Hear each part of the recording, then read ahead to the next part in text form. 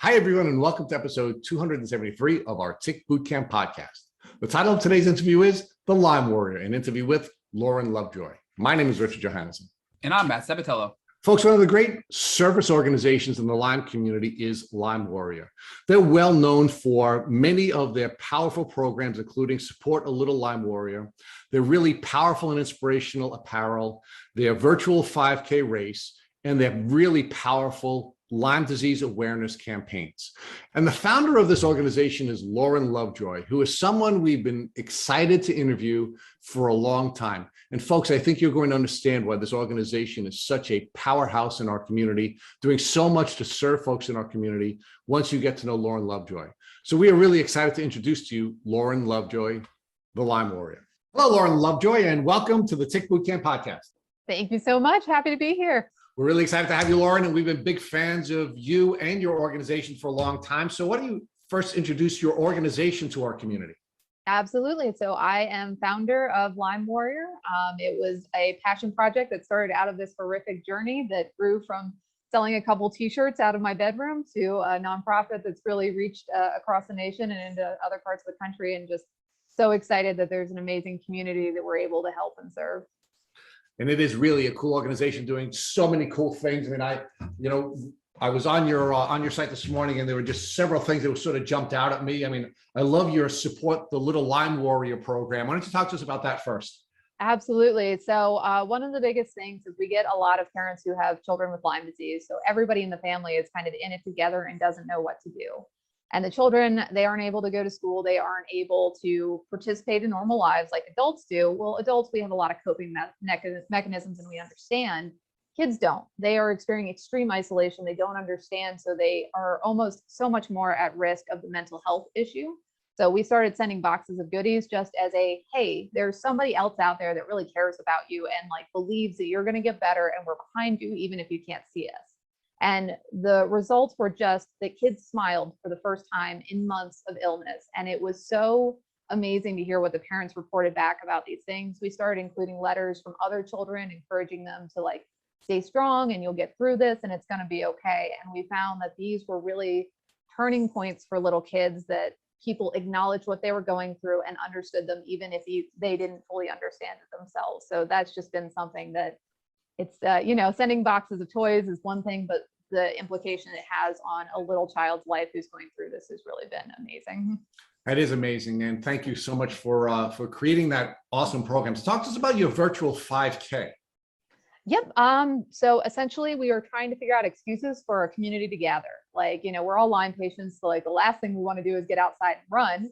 But we found that it was a good way to connect people demographically. Like, so, hey, I have a community. I'm going to go run around in my backyard. And by run, I mean sort of walk and limp through and sit in my chair. But it was a great way to kind of encourage that conversation and create communities. And we like to show the map that people across the United States are doing whatever they can to come out and join together. So it's a great way just as a nation, show up for Lyme Awareness Month, wear some green, be obnoxious and get the word out. Sometimes we just need an excuse to do that and get off out of whatever funk and struggle we're going through. So that was kind of just an extra excuse to share awareness about Lyme disease month. So the third thing I wanted to highlight with you before we got started talking about your story is apparel and the role that apparel is playing in inspiring people to go through this battle in a very powerful way. So talk to us about the Lyme Warrior apparel that you've developed. Yep. So essentially Lyme Warrior was not something I came up with. Obviously, it was something that people self-identified way before I was sick and understood what that was. And everybody says I'm a Lyme Warrior, but there wasn't anybody who had shirts that said that, or there was very, very few, which we were like, well, if this is an identity and we can connect with each other, why wouldn't we make such a thing? So the first thing I did is I went into the communities on Facebook, reached out to other people, and I said, what are you going through? Tell me about it. And I made a bunch of quotes from those people's responses, and I put it on a t-shirt. And I said, it says, not a choice. I didn't choose to have this disease. I didn't choose to be sick. I didn't choose. And it has all these lists of what people go through. That was the first t-shirt I ever made, and borrowed money from a friend to sell them, and they caught on like hotcakes, that people were able to say, well, this is not my choice, but at the end of it says, I did choose to be a warrior. I am somebody who chooses to stand up and keep going through this and fight to get better. So that to us was like, well, why can't we tell other people? Why shouldn't we have these shirts to really create this? So we're really excited that the brand has really caught on because people are using this as a conversation starter. We're finding that people, they go out and they walk past a car and they see our bumper sticker and they go and they talk to that person. And they say, hey, you're a Lyme Warrior too. And it's facilitating these connections. Or even, you know, somebody comes up to you and says, hey, my uncle has Lyme disease and he's really struggling. Do you know anything about it? Are you going through it? And we're finding these are such conversation starters. So it's not a t-shirt, you know, it's a conversation starter. It's a community connector. It's a mechanism for you to tell the story and be receptive in your own life. And so we consider it a messaging, a brand, a way to be an advocate without working too awful hard. That is awesome. So let's talk about the gal who inspired so many people to come together and form this community known as Lyme Warrior. So where are you from? I am from Newport, Virginia. It's a small town outside Blacksburg, raised in Southwest Virginia country, grew up on conventional cattle farms and ran around playing in the woods as a child. See, how did I get Lyme? But I did not get it as a child, so I will preface it with that. All right, well, we'll talk about whether you did or didn't get it during your childhood. That's something that we'll have to develop together, but let's talk a little bit more about what it was like growing up in rural Virginia. What kinds of things were you doing during your childhood and what were your interests? You know, very, very simple childhood. Grew up in the country, had lots of friends, did very normal things like rode horses, part of band in high school, and just no amazing childhood story, just very traditional, had a great family, and you know, life was pretty easy. All right, so you had this privileged beginning to life, and what were your dreams, what were your goals during that phase of your life?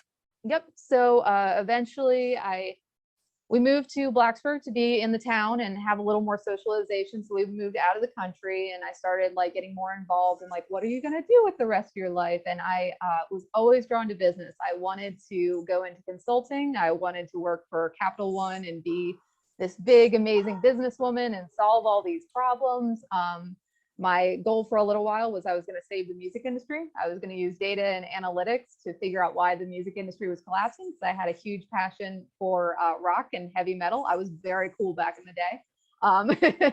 I worked in tattoo shops throughout college. Like, you know, I just was into a lot of things. But I had a lot of jobs that I was very professional. I was always in college seeking my master's degree. I was doing a lot of professional, but in my spare time, I was out in, you know, dive bars and punk bands and doing all this stuff, even since a teenager, which followed me into college. So again, just trying to figure out a weird way to combine being a professional and doing things that really mattered was always kind of in my blood. But also then on the weekends, kind of, you know, Mom, I'm in a mosh pit again. And, you know, she's going gray early. But, you know, so I put some gray hairs on my parents' heads, but I sure had a heck of a lot of fun during that time. So you're the kind of gal that was living hard and playing hard.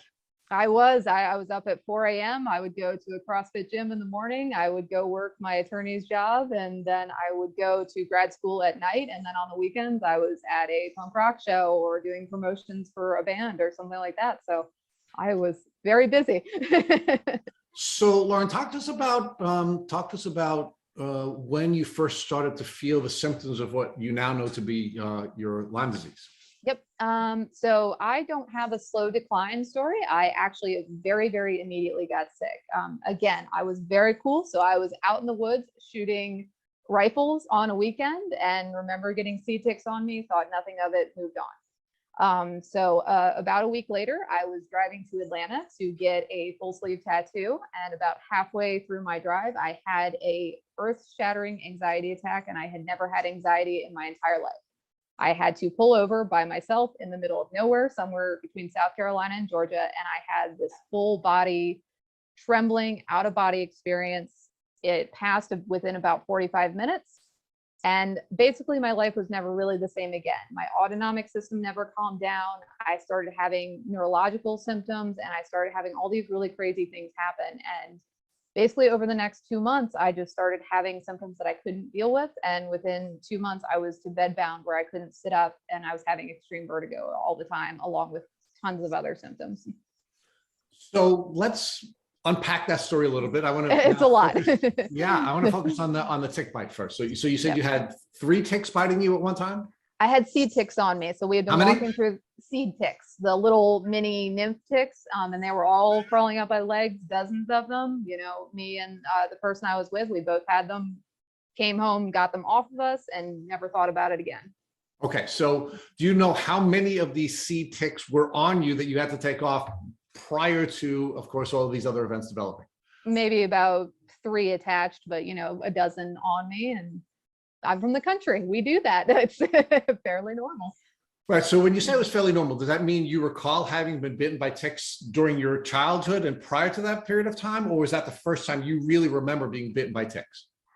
You know, childhood in the country, I do remember the ticks were part of us. I don't have any vivid memories of attached ticks or anything like that. And quite honestly, I didn't remember the seed tick incident until after I was diagnosed, and I went back and I went, when was I around ticks? Like, because I lived in the city during college, there's not a lot of time. So it took a while to dig through those memories and even remember when that happened. So, okay. So you said you grew up in rural Virginia. You had this, you said normal childhood, riding horses. That's not normal to me. I've only ridden a horse once. It's normal for the rest of us out here in the middle of nowhere. So talk to us about what you knew about ticks, either as someone who would be husbanding a horse or, you know, interacting with companion animals. I mean, were you aware of ticks during your childhood, and were you aware that they caused a threat to your health? I was not. So ticks are part of life. We pulled them off the dogs, we pulled them off the horses, you know, but you get rid of them and you've heard of people getting sick, but I was under the understanding that doxycycline would solve it. But nobody I knew got sick. So again, ticks were part of life, and maybe that was just an odd thing that happened. So it was not common knowledge, and it was definitely not something I knew about even when I got it. So you weren't given any advice either from your parents or from your friends or from any of the educational experiences that you had that led you to believe that ticks could create a threat to your health and you need to protect yourself from coming in contact with these vectors?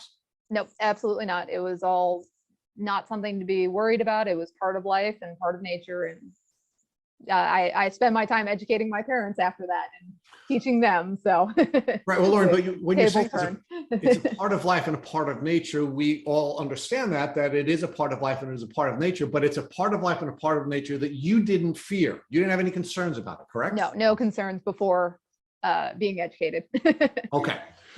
So now let's talk about that experience where you had the seed ticks biting you and your friend. You didn't know that you could take some steps to protect yourself from becoming acutely or chronically ill. So you just went about living your life despite having these ticks, at least 3 of them attached to you, and perhaps even more. Yep. It was not even in my consciousness that might be something that would change my life forever. Now, after you were bitten by the seed ticks, did you check your friend and your friend check you? I mean, did you go through a process of making sure you had no other ticks on your body anywhere else at any time after that? Yeah, well, ticks are gross, right? Like, so I definitely made sure that they were all removed, both of us made sure that they were off, but again, no rashes, no anything that would show up to give us any reason to think more of it than we thought. Now, when you said there were no rashes, I mean, were you really taking time to check your entire body for some window of time after the bite? Is it possible you could have had a rash in some parts of your body that you weren't checking during the window after the bites? So they were all on my ankles and on my legs, which it was summer. I did see them. So I did look, and I am fairly sure that I never had any kind of rashes or anything. I'm fairly, I'm very white, so it's not too hard to find rashes on me. So, I do not think that I ever developed any rashes from it. Yeah, but Lauren, just because you have fair skin doesn't mean that if you had a rash on the back of your neck, behind your hair, or in your hairline, or on your back, because we can only see the front of us when we're looking in the mirror, that you would necessarily have seen it if you didn't have, some other person helping you to be attentive to, the possibility that you had a rash. Yes, it is definitely possible. So let's talk about now the things that happened after that, because you had a pretty quick development of your illness, right? I mean, you got sick very quickly, and it was really bad right away. Yes. So when you got sick, and you had, for example, the moment where you're now beginning to feel the mental health elements of your illness, the mental health symptoms, did you go to a doctor? Oh, I went to all the doctors, caught them all. So when you had the anxiety attack, for example, that was the trigger that brought you to a doctor right away, or did you go to a doctor after other symptoms developed? I went to a doctor after other symptoms developed. I would say it was about a week and a half before I booked an appointment with a primary care doctor to figure out what was going on. I had hoped I had had a random anxiety attack, and maybe this is what your 20s were about, is new sicknesses and illnesses. And then a week later, when it was quickly compounding, I started to seek help. Okay, so when you first went to a doctor, what symptoms did you describe to the doctor, and then what was the doctor's response to your description of your symptoms? So I didn't have a primary care doctor, so this is the first time this man has ever met me, no history. And I go in and I say, I've always had a little bit of an overreactive autonomic system. I always just didn't do well in the heat. I always was a little shaky. Whatever was wrong with me is so much worse. I am shaking all the time. I struggle to hold myself up. If I am sitting or if I'm standing, I feel like I'm going to pass out, and I don't know what's wrong with me. And I'm having tons of anxiety. I don't know what's going on. And you can guess what he said. He said, well, here's an antidepressant. Good luck. And on I went. So it sounded like you were beginning to describe very classic POTS symptoms. Did the doctor suggest to you that perhaps you were dealing with something more than just a mental health issue? No, my doctor said, you are a girl who works too hard, and this is clearly a mental health issue. Okay. So what happened after that? How did your symptoms develop, and what doctors did you see?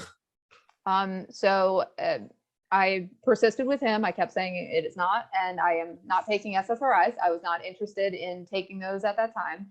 So I persisted. He ran me through test after test after test, of course, within the primary care, during which that time I became completely unable to work and basically became bedbound within those 2 months. So my entire life became finding another primary care, going to the secondary specialist that they recommended to. And I essentially just spent my time going to doctors who didn't know me to try to get validation and somebody to continue to run tests. But I probably did more blood work that year than in the entire rest of my life. And everything was normal, healthy, stressed out, 20-something-year-old. So Lauren, again, I think it's easy to sort of write off symptoms as symptoms of a person who's burning the candle at both ends, a person who's living a high stress life when you first walk in. But your initial doctor sees you go from a person who's working really hard to a person who's bedbound in a very short window of time. I mean, what was that doctor's reaction that you were declining so quickly? Did that doctor continue to believe or suggest to you that these symptoms were developing mental health symptoms, or did the doctor begin to pivot away from that initial diagnosis and suggest that perhaps you should be looking at other diagnoses? So in all fairness, this is spread over about 60 doctors, so I went through them because they were not listening to me, and they kept saying mental health. And they said, I'm not going to do anything but refer you to a mental health specialist. And I went to therapists, and I actually had a therapist diagnose me with generalized anxiety disorder. And basically the therapist said, there's nothing wrong with you either. So I ran into this wall of nobody believed me, from therapy to doctors. And I would fire them and go to the next one and fire them and go to the next one, because nobody cared what I was going through. And even when I got to neurology at Duke, and I didn't fit in the categories, I didn't have POTS, I didn't have MS, I didn't fit the buckets, and they did not know what to do. And they said, well, you can either take some of these medications and try it. And I refused. And then I became a combative patient that would not comply with what they wanted. And there just was no one who wanted to help me. So you gave a number a moment ago, the number of doctors you saw from the time that you saw your first primary care physician until the time that you received your diagnosis. And was I correct in hearing that you said you saw 60 doctors, 60? 60, yes. Okay. So now, one of the things that we always find interesting when we hear, the stories that we hear like yours, and they seem to be, the pattern seems to repeat itself, especially with young women, Yes. Is that when we interviewed Dr. Leo Shea, what he shared with us is that he believes that every single mental health presentation has some physiological basis, that we have to look beyond the symptom to try to get to the the basis or the physiological reason for the psychological presentation. Did any of your doctors who were diagnosing you with clearly defined psychiatric or psychological symptoms ever say to you, this is what we're looking at now, and now let's look beyond that and get to what is driving this presentation of symptom?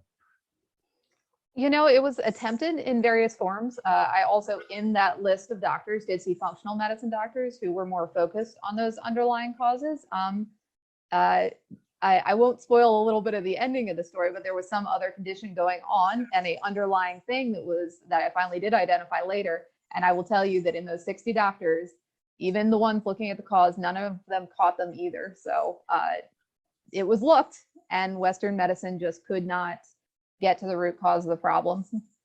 Okay, so now I want to ask a question about this issue, and then I want to talk to you about your research before I turn you over to Matt. Did any of the 60 doctors at any time ever suggest to you that Lyme was a potential cause for the symptoms that you were presenting to them? So I was given a Lyme test by one of my primary care doctors at one point, my favorite one, the one who tried the hardest, and it came back negative. And we tried it again, and it came back negative, and I was issued a state form that says Western blot test is not a standard that we can measure by. Your negative tests don't mean anything. And I have that paper, and it still was not acknowledged. I didn't have Lyme according to the test, and it was swept under the rug. Okay, so let's pause there. Okay. So you take the Western blot twice, correct? Yes. And the Western blot does not indicate that you had Lyme disease. Correct. But you are given, and this is interesting, you are given a paper that says that the Western blot is not a test that is definitive when determining whether or not you have Lyme disease. So left open the possibility that a clinical diagnosis should be considered by you and your doctor. It should have been, yes. Okay. What did that mean to you at the time? And then what did that mean relating to the interaction between you and your doctor when you had that paper that said, this test is not definitive? I put it in my stack of 200 other papers of all the other things I didn't have as well. Okay. And in addition to the doctor giving you the paper that said that this is not a definitive test, the doctor talked with you about the possibility that you still may have Lyme disease and that you would have to make a clinical analysis of your symptoms before discarding that diagnosis. Nope, he was not conscious of the clinical diagnosis. He used the testing as the standard. Okay. Do you have any opinion about why that doctor, despite that doctor being your favorite doctor, was so quick to dismiss the diagnosis with the test? Because because doctors are not educated on it. They are not taught to look for those things. They're also not taught to look for many other conditions that Lyme patients deal with, of mold, parasite, and metals. So the reason I say he was my favorite is he didn't give up on me. So all these other doctors that basically said, take an SSRI or get out of my office, he at least kept trying. He kept looking. And even when we got to Lyme, he said, well, I'll run the test twice at least, and he said that it's maybe. So I stick to that he was my favorite because he gave an attempt and he gave an option that Lyme could have been on the table. But I will tell you that even when I came back to him later with a diagnosis of Lyme, he was not 100% sure that was all it. So let me ask you another question about your favorite doctor. Do you think it's possible that your favorite doctor was not willing to step away from the test and consider a clinical diagnosis because your favorite doctor was rewarded for doing that? Because there are risks to doctors who are willing to analyze Lyme disease clinically because they don't have a test that they can fall back on, and therefore they may or may not be paid by the insurance company, and they may or may not have a license evaluated because they are treating someone with a clinical diagnosis rather than having a test to cover their butt. So he was a very smart doctor. He was very conscious of those concerns, but he found ways to work around them. So when I needed things later that were outside the confines, he would find ways to write it in so that it was up and up on the insurance that he was not in question. So he was somebody that would go out of his way for patients. But again, I think it really came back to his understanding of the disease was not there where it needed to be. So I definitely agree. There are doctors out there that are not willing to stick their neck out and not willing to do it. But there are also other ones who are trying to fudge in the guidelines and trying to be the best advocate they can. So both. Yes, but I really believe that when you put a doctor in a position where a doctor is not only going to have to work hard and think outside of the box, but also maybe put themselves in a position where they are personally vulnerable, you have a system that is not a system that's designed to get you to a proper diagnosis. And I'm wondering what your reaction to that is, because it sounds like you really, really love this doctor and this doctor really worked hard for you. But I'm just wondering whether or not this doctor's failure, despite being a really smart doctor, was really driven by the box that this doctor was forced to work within. And perhaps if unshackled, your diagnosis may have been discovered earlier. Well, of course, though, but that's Western medicine. Doctors are given a template, and when you fall outside that template or outside an FDA regulation or whatever, doctors can't help you, not because they do or do not want to, but because they're going to lose their whole medical license. So he and every other person I saw has a family, has medical debt. They don't want to lose all that. They want to help people to the extent they can. So I don't take it as like the doctors are lazy or unmotivated. It's that we have an entire system that puts you in boxes to be diagnosed with pharmaceutical conditions and given those. And if you don't have an acknowledged pharmaceutical condition, you don't count. So it's a system error rather than an individual doctor, and we do have doctors who stick up and advocate, but I don't find that one doctor's lack of willingness to go against the grain and fight the machine, because we have those, right? And they're amazing and they have gotten their butts kicked all over.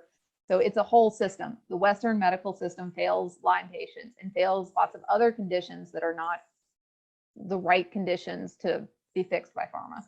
So let's explore that in a little more detail, because I often like to debate these kinds of issues with folks who make these general observations about Western medicine, because there are many folks who argue, hey, Western medicine doesn't train doctors adequately to diagnose and treat Lyme disease. And then I bring up examples of Western doctors who were in fact adequately trained to diagnose and treat Lyme disease. Here on Long Island, for example, in the 70s and 80s, we're talking about when I was young, we had doctors like Dr. Burascano and Dr. McDonald, who are two Western trained doctors who were working in a tick endemic community, who made all kinds of discoveries about how to diagnose and treat Lyme disease in the 70s and the 80s. So they were trained adequately to discover, diagnose, and treat these illnesses. So is it really a training issue? Is it an education issue? Or is it something else? I think the testing is always the big barrier, right? Like, so even though we're talking about Lyme disease and, McDonald and all these people, we're talking about Lyme tests. Well, what about co-infection tests? What about other strains? So if we don't even have a testing that is standardized, how are we all supposed to go off of that? So let's just assume we don't have a reliable test and we're out in no man's land. What's to differentiate Lyme disease from all these other multi-systemic diseases? It's kind of the wild, wild west of symptoms. It gets wild. So I think that the standardized testing is just one of the biggest barriers to educating on clinical diagnosis. Yes, of course, iLabs is great that we're educating doctors. We're getting people out there to get closer. But with no test, it still feels very, very wild. And I do understand how doctors get caught in this loop of not knowing where to stand on the issue. Sure. And I agree with you. I agree with you on that point. But what I'm arguing to you is these guys didn't have a test. They didn't have any training. But they guessed, right? So they're like, maybe it's Lyme. Well, what if it was heavy metals? What if it was parasites? What if it was mold? Those are all so very similar. Statistically, they're probably right because of where they lived and where it was endemic. But so let's go out to the desert where it was not as common. You can see why doctors would not be as educated in it, just because there was not the presence and the density of the ticks over there. But they had adequate training and education to diagnose and treat the disease, even though it was a new presentation, which is really what Western medicine does. It gives them the scientific method that allows them to go through the process of clinically diagnosing people with diseases that hadn't been discovered before, because their training is adequate to do that. The problem, of course, is the American medical system or the state-specific medical system, which is putting them in a box and not allowing them to use the training that they have to diagnose and treat these illnesses that they are adequately trained to diagnose and treat. What are your thoughts about that? I just think it's so gray. I think it's all over the place because you say adequately trained to do. Well, what does adequately trained mean? Well, that's 30 days of doxycycline would be the argument. But I will go ahead and tell you, I don't believe in that. I don't believe that's the solution either. So, well, Lauren, but that's not what Bioroscano was doing. Dr. Bioroscano was not treating people with 30 days of doxycycline. In fact, what he was doing was he was one of the earliest doctors in the 80s, the early 80s, pulsing antibiotics, giving people that antibiotics for, in some cases, years, which is why they attacked his medical license. So he had adequate training. I don't think that's adequate. I will tell you, as somebody who did a year and a half of pulsed antibiotics and did not recover, that is not always adequate. So we have no standardization of treatment. We have no defined protocol. So again, if we can't diagnose, we have no standardized treatment, no wonder everybody is in a mess over this. And until we can find how to properly understand this disease and have real treatments, it's all the wild, wild west of everybody's trying things and doing their best. And that's why I have a hard time criticizing the people who are doing any kind of work on it, because at least they're trying. The bad doctors were the ones who didn't care to try in any way, shape, or form, to me. So let's focus now on your diagnosis. So when did you finally get diagnosed with Lyme disease despite having classic Lyme disease symptoms for quite some period of time? So my defining moment was a very horrible one, and one that does not attest to my personality very well. As you can tell, I went through doctors and they were giving me answers. And by that time I had just had it. You know, I was 26-year-old disabled from, overnight, and I had it. And if doctors weren't going to fix me, I was basically going to scream my way until somebody was going to help me. So I was trying to get into a private functional medicine clinic in North Carolina. And the PA called me and he was like, "I'm sorry, we can't take you because you're out of state. We're booked up." And I unloaded on this poor, sweet PA who didn't know me from anybody else. And I told him, I was like, "I am tired of this. I am tired of this system. I am tired of all the BS. Like, tell me what I need to do." And he said, "Well, have you considered that you might have Lyme disease?" And I was like, "I've been tested. I don't have it. That's not it. What else you got?" And he said, I think it sounds like Lyme disease. I don't know, and I'm not giving you medical advice, but you should check out a clinic in DC and go there and see." And I said, "I think you're full of it. Shut up. You're not helping me. Goodbye." And after that phone call, if you can imagine, my bad attitude didn't have me winning a lot of friends and opening up a lot of doors for me. So I ended up going to this clinic in DC just because I had nowhere else to go.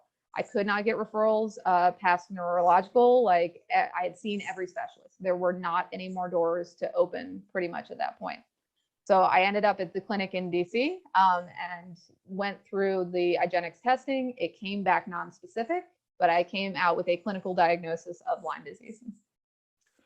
So now let's talk about your 60 doctor journey, right? Because one of the things that we focus on in this podcast is pivoting, when to pivot and when not to pivot, right? And the balance sort of that you have to strike is you have to be coachable, right? You have to be able to take advice from the people who have the education and the training to understand these medical frameworks.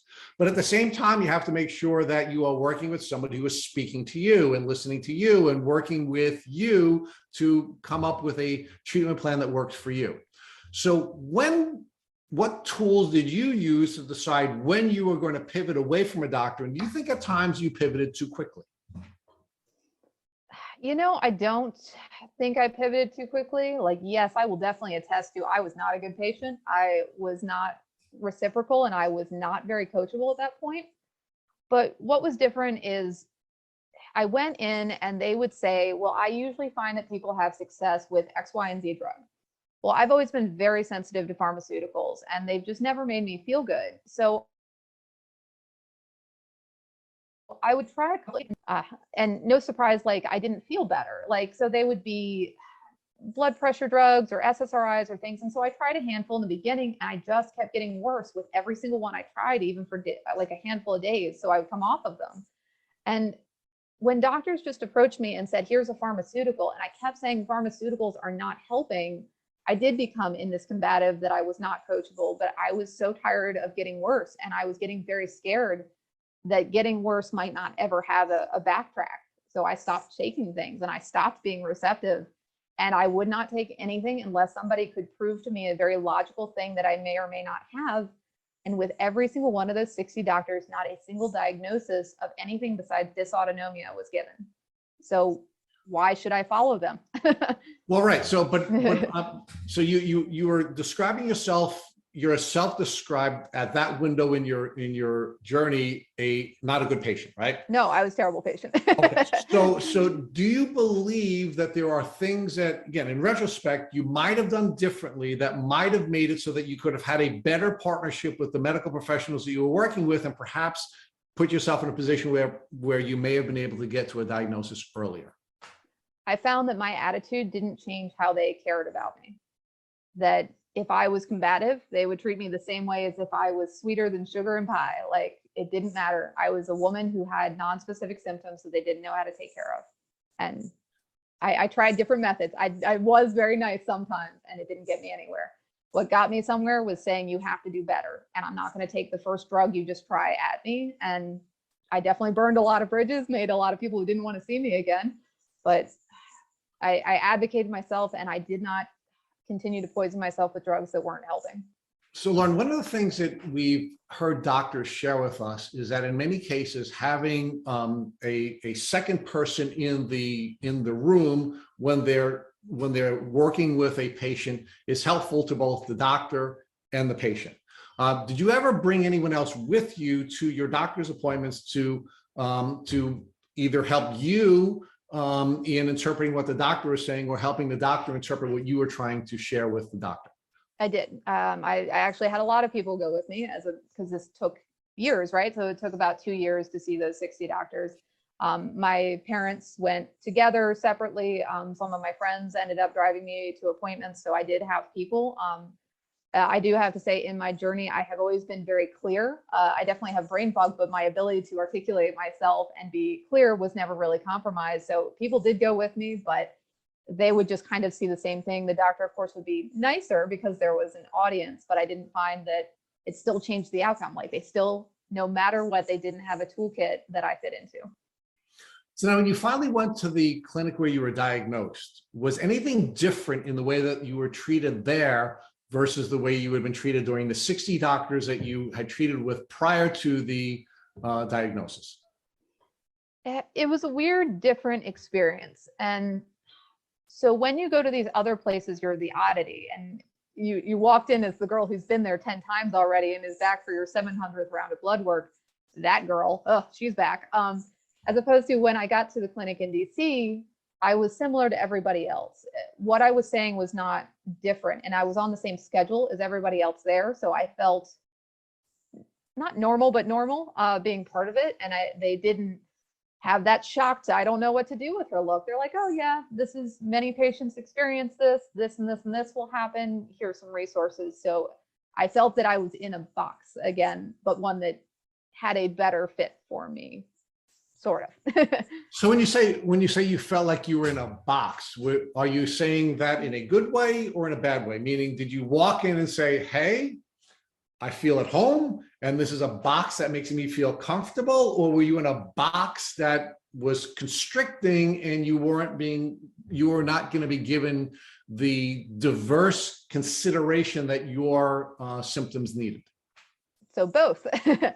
That time is actually very shortly after I started Lyme Warrior, because I had a name for what I was going through. Like, it was this unknown mystery illness. What's wrong with you? Well, I have these symptoms. I didn't have anything that I could call it. Once I had a diagnosis, I had a name, and I was a Lyme Warrior, and I had words for what I was going through, and I could find people. I could Google something that gave me an identity. So that's where Lyme Warrior, I had, a brand and an identity after that.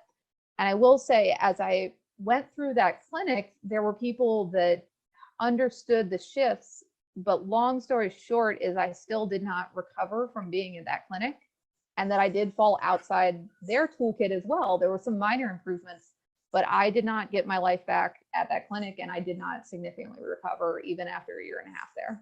Okay, and Matt is going to talk to you about that. I just want to ask you a couple more questions about the 60 doctor journey. when you were on the 60 doctor journey and you were describing your symptoms over and over and over to different doctors, did you ever take that symptomology and do your own research on Google or anywhere else that brought you back to Lyme? Not specifically back to Lyme. I became a WebMD expert, but the problem was I was like everybody. I'm like, well, I'm only going to look at reputable sources. I really didn't look at alternative, which is where Lyme lives heavily, right? Because I was not raised in alternative medicine. I was raised in Western medicine. All those doctors were the people that I went to, and they were the authorities. And Lyme doesn't come up in those. It's easily treatable. Well, the test was negative. So even in my research, those were not things that came up because I didn't find those to be credible sources, which is painfully ironic now. Right. So you were looking for traditional sources, right? You were looking Yes. either for medical journals or you were looking for traditional sources. That's the only place you were looking because you didn't believe at that time that there were experts that were outside of the traditional sources, correct? Correct. I was very much down neurological conditions and things like that. But you only believe that experts were people who were publishing either academic articles or people who were in medical centers, correct? So we heavily leaned on universities and their leading doctors and those professionals. That's where I mostly looked. Okay. So now one of the things that we also often see with people who are diagnosed with Lyme disease is what we call it either bro science or sister science, where you're talking about your symptoms in the community of people that you come in contact with, and somebody says to you, that sounds like Lyme disease. Do you have anything like that? Not really, but that's because I didn't have a name, right? So if you're just shooting around, you don't know what group to join. Because if I had entered into a Lyme group, man, would have people told me, and man, would have I had an early intro. But no, in everything else, it was nobody else knew about it. I didn't have friends who knew about it. Yeah, no, but Lauren, look, in most cases, you're not going to find a Lyme group until you have a name for it. But in many cases, we're seeing, and I guess it depends on where you are and whether or not you're in a tick endemic community or not. And at this point, it's every community, but maybe at the time when you were going through your journey, the early parts of your journey, it wasn't in your community. But I can tell you that a large number of people that we interview on this podcast will tell us, hey, I was at church and my mom was describing my symptoms to someone and someone said, that sounds like Lyme disease. Or, I was at school and I was telling one of my friends I was feeling and somebody said that was Lyme disease. So you never had any of that where you were describing your symptoms to people in your circle and someone said, or somebody, and again, maybe the expansion of that, someone in your family was talking about your symptoms and it came back from a person in the community that perhaps you're dealing with Lyme disease. No, and it's kind of a twofold problem. So I am in an endemic area, basically up and down 81 in the corridor. We have all the national woods. We're in a super endemic place, but it's still not a disease here. Even though I know everybody and their brother around here has it, it's still not something that they'd say, oh, that's it.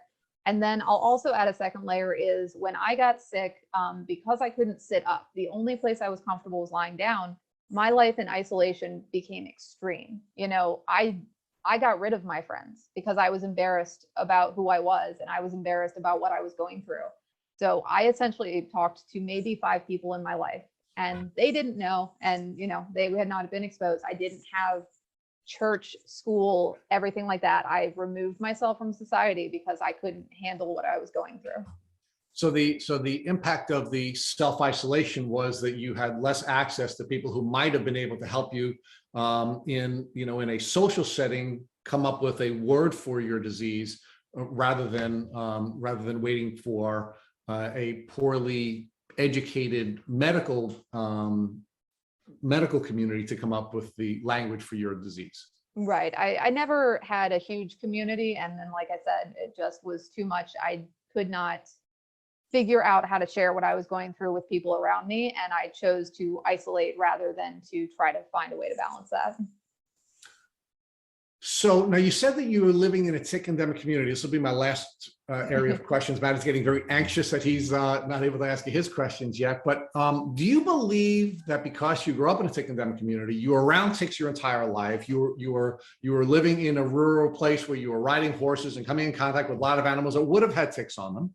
Do you believe that you were bitten by ticks during most of your life and that the time that you had gotten sick was a reinfection coupled with a gal who was like burning the candle at both ends and probably immunocompromised because of all of the, the active things that you were doing? Or do you believe that the tick bite that you had received, or the tick bites that you received just before you gotten sick, was the moment when the multi-germ infection that got spit into you caused you to get sick? I can do the big reveal and answer that question now. So essentially, I found out, this is many years later, that I have a very, very severe liver condition, and that I have always had since childhood. So I mentioned that, like, I get dizzy in the summer and things like that. So apparently my whole life I had a liver condition that doctors missed, and, all that good stuff. I believe that when I got bitten by the seed ticks in my 20s, that it just activated all of those things. So I believe that people are able to deal with their symptoms because they have organs that are working and going. Well, my liver was not working and it was not going. So all those symptoms were actually liver symptoms. And that's why they were not early diagnosis of Lyme, because they were actually all this other stuff. So, and that's why I went down super hard, like having a compromised liver. So it is definitely possible that I had Lyme, but the liver condition and the underlying other thing that doctors have never caught my whole life was the pivot point. Lauren, is there a name for the liver condition that you have? Yep, I have hepatitis B. Okay, so this hepatitis B caused you to have a compromised liver, which made you susceptible to get extremely sick when you contracted Lyme disease, you believe, correct? Correct. Okay, so I just want to put things in perspective and zoom out, because you and Rich were really deep in the conversation there. You were really sick about the time you were 26 years old, and it took you about 2 years to find your doctor in DC because you freaked out on that nurse at the functional doctor. So we're talking about 28 when you got diagnosed. Am I correct in the time frame here? Yeah, probably around 28 or so. Yeah. Well, okay. It's a little gray, right? Yeah, it's approximately. Now in DC, is this the famous doctor that we all know from DC that you were referred to? It is the famous man. Okay. So, look, Dr. Jemsek has helped a lot of people, but every doctor has their limitations, right? Every doctor has people that can't help. So it seems like you were one of the outliers that he was not able to help, but he did get you your diagnosis, and he did bring you into the community, and he did help you then form, well, I shouldn't say helped you. He was a trigger for your formation of Lyme Warriors, right? So how long did you treat with Dr. Jemsek before you realized this isn't working? I need to do something else? Yeah, so I have a huge respect for Dr. Jemsek, even though he was not the solution for me. Obviously, he's a pioneer. He's someone who's stepping out, willing to get their neck cut again and again and not give up. So I have this huge respect for him. I spent a year and a half in his clinic with his PAs, and I did the oral antibiotic combination protocols. And at a year and a half, they diagnosed me to either go to maintenance or opt for IVs. And I said neither. Like, I don't feel comfortable going in IVs. I don't like throwing good money after bad kind of mentality if what you had already done didn't work. And I'm not better. I'm not ready for a maintenance protocol. So I was kind of back in this no man's land. I have Lyme disease, but the leading expert couldn't help me. What do I do now? So there was this kind of heartbreak point that your idol, the man who leads the champions, well, am I a Lyme warrior anymore? Like, is this my thing? Or is this another bad diagnosis that I just spent a year and a half on? So you doubted yourself because you were with the leading Lyme doctor and he couldn't help you. And you felt like, wow, maybe it's something else, because I've had a lot of other misdiagnoses, right? I was so scared that Lyme was, like everybody says, it's not a real thing. Well, what if I just got scammed for a year and a half to go through all this and it isn't a real thing? It was a very scary time. And I find it interesting that they called it a maintenance protocol, because you were still sick and really didn't get much better. So why would they refer to it as a maintenance protocol when you're telling them, I mean, I'm assuming you're telling them, right? So you're telling Dr. Jemsek's staff, hey, I'm still sick after a year and a half of treating with you. And their response is, oh, let's put you on a maintenance plan. Like, that makes no sense to me, right? They essentially gave me two paths. They said, go IV or go down to maintenance and look for something else. And I'll say this was a PA that I don't believe is there anymore, but again, I felt that was when I fell out of the box again. Well, I didn't fit in your toolkit. What do I do now? And there wasn't any backup plans because I didn't fit in their path anymore. And I think this all boils down to the fact that there's never a one-size-fits-all solution for Lyme. And you were boxed into a imaginary one-size-fits-all solution, which is oral antibiotics. And if that doesn't work, we're going to do IV antibiotics. And you're like, wait a second, this doesn't feel right. A year and a half in, I'm not better. I'm hitting the pause button here and I need to reassess. So At this point, though, Lauren, you're doubting whether or not you really have Lyme disease. So walk us through what happens next. Are you exploring other potential root causes, thinking maybe it's not Lyme? Are you looking for another Lyme specialist? What do you do now? Yep. So I turned to the almighty Facebook communities where everybody with Lyme is and where nobody knows what's going on. It's the blind leading the blind in a very passionate but not always helpful way.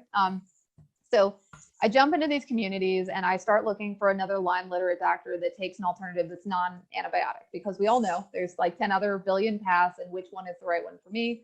I'm researching hypothermia, going to Germany, stem cells, all this stuff. Well, I also don't have the budget for any of this. So what the heck is someone supposed to do? Long story short, again, I am screaming from the rooftops. Somebody tell me how you got better without antibiotics. Somebody give me a different path that doesn't mean flying to Germany. And so I ended up with a couple different options, and I can kind of split down whichever path you want to go to. I visited a Lyme literate doctor who specialized in ozone and IV infusions for minerals and nutrition. And can we go one by one here and just I want to explore each of them. So I'm sorry to slow you down, but so the no, first thing okay. you did We'll go with him. Okay, so the first thing you did was go to get IV infusions. Is that what you said? So I went to him. I was mostly interested in the ozone. I was not IV particularly interested in the infusions. I'm not a big needle person. Because I react so poorly to things, heavy doses are very scary to me. So I always like to do things small first. So I went to him and he told me that I needed to go on a low dose of steroids along with ozone at the same time. And I had told him I had been on steroids before and I was really, really opposed to it. People with Lyme are not supposed to be on steroids. I was really not interested in it. He said, trust me, my wife has Lyme. You're going to be okay. 3 days into it, I couldn't walk again. I was flat, peeled to the floor, could not function. So I was in a different state because he was out of state. I was with family trying to make it work. And I am laying on the floor of a dining room bawling because I had fallen down so far. And I crawl into his office, like laying in the floorboards of my mother's car. I'm like, the steroids are not working, undo them. What's the undo button? And he says, I don't know. This always works for people. I don't know what to do for you.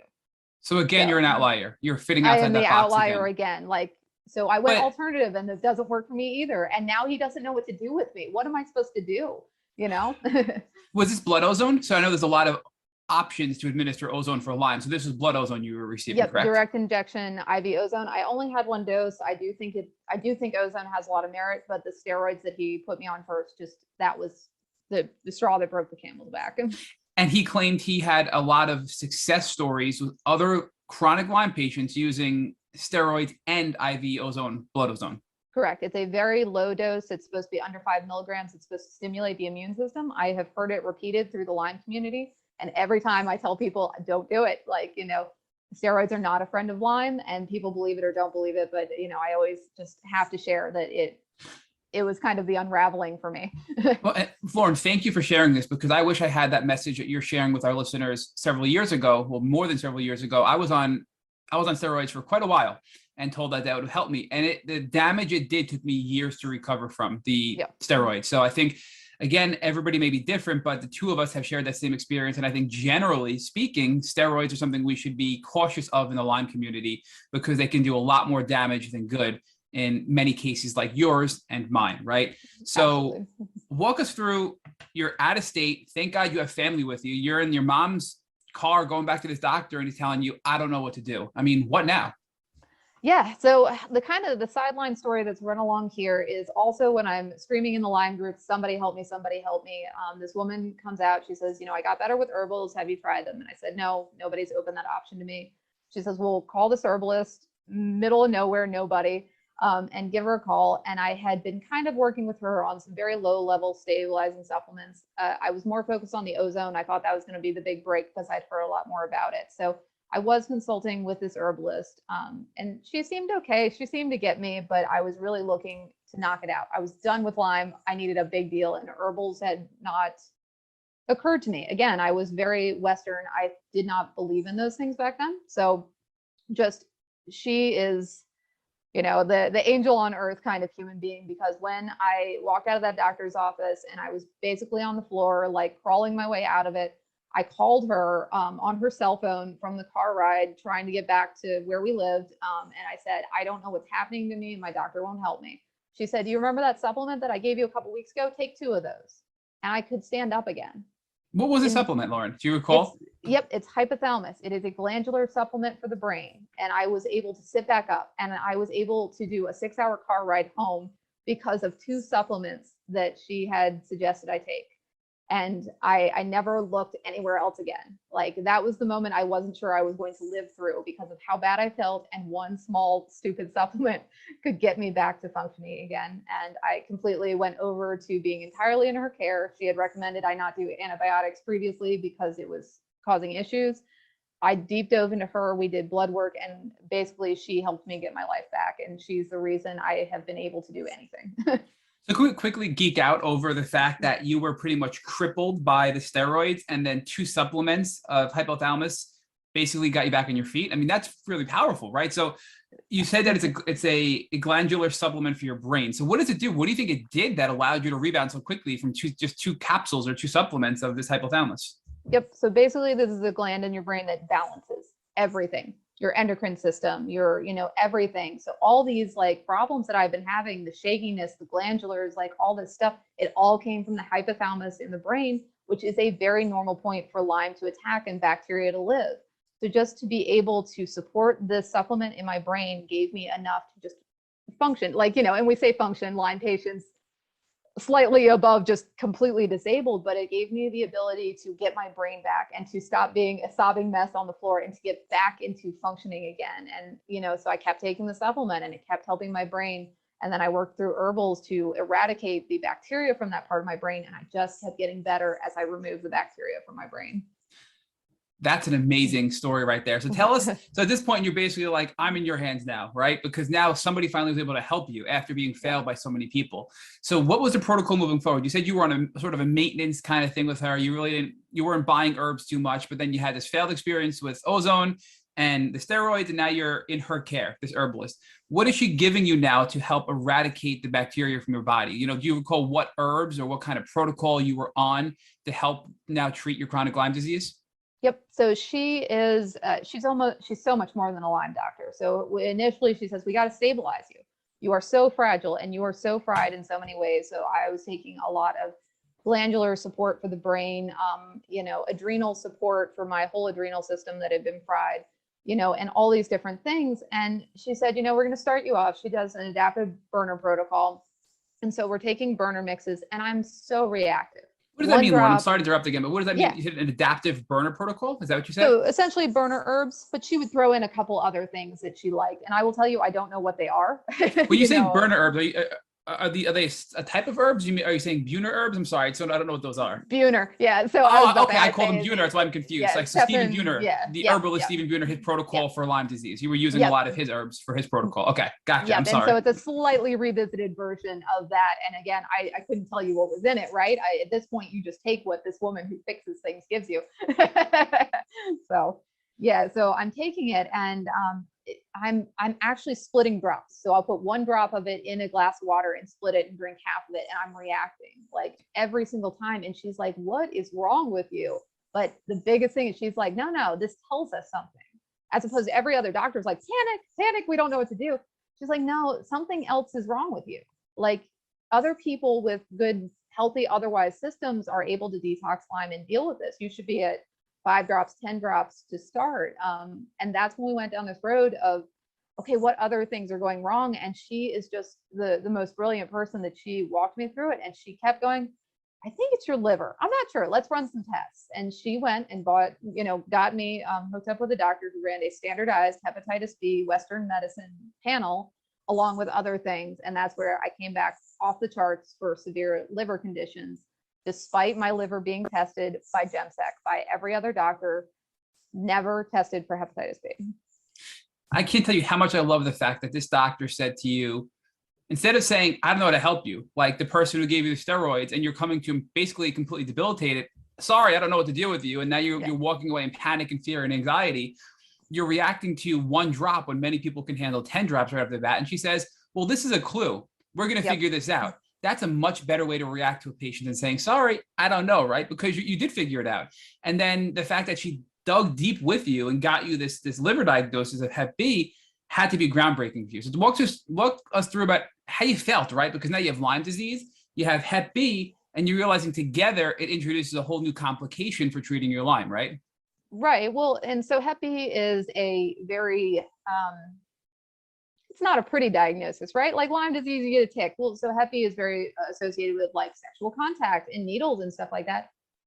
I got it as a child, and there is no like dark history or past or something terrible. I don't know what happened. Was it a contaminated needle with a standard immunization? What happened? I don't know, but the test does show that it is chronic. It is over a decade old. So something in my childhood happened, and what is that? So it's very hard to come forward with like this Hep B diagnosis because it's not, what do people think then? And now I'm not a Lyme warrior, I'm a Hep B patient. Well, it's nothing like the Lyme community. There is not really a lot of support, and similar, there's not a lot of options for it. So instead of jumping back into the Western medicine world, I just said, well, you know, you've gotten me here, you're going to help me fix it. So I stayed fully entrenched in alternative medicine and herbals, and I went down this alternative path. And it was really hard. So my liver was in a really, really bad place. And then there's all these people questioning me, well, if you have Hep B, you should be on the pharmaceuticals for it. And I just went, I'm not going back. It's been so bad the whole way through. I'm not leaving this woman for anything. And if she can't fix me, like, oh, well, at least I'm in a better spot. So, you know, it turned into, I had to balance the Lyme because the Lyme was a problem. I had to try to address the liver. Liver in women also will lead to hormonal imbalances and severe estrogen issues, which is also all the other things the doctor couldn't catch. So all of a sudden I had all these diseases. Oh, and I got into some mold, and I had some mold symptoms too. And it just became truly overwhelming that I didn't have this single identity anymore. I was not a Lyme warrior. I was just a mixed mutt of diseases. And that was just really kind of overwhelming. And I was just so thankful for her that she's like, we're going to deal with it one drop at a time. Bad days, good days, and it's going to be a long road. And she was never shy about that, but she never left me, and she never gave up when I was an absolute handful of patient. I cannot tell you how many times I called her at 2 a.m. because your liver dumps at 2 a.m. And I used to have these horrific symptoms at 2 o'clock in the morning. And she picked up the phone every single time and walked me through it, sometimes saying the same things over and over again. But she never gave up on me, and she never let me get worse. And just everybody should have a doctor like that, and everybody should have somebody like that in their corner. And she not only gave me stuff, she taught me how to handle it. Well, you're having this symptom. We know what this is because this reacted with this. And she taught me how to figure out how to heal myself rather than just let these things happen to me. And that's when just everything changed. I became in control of things.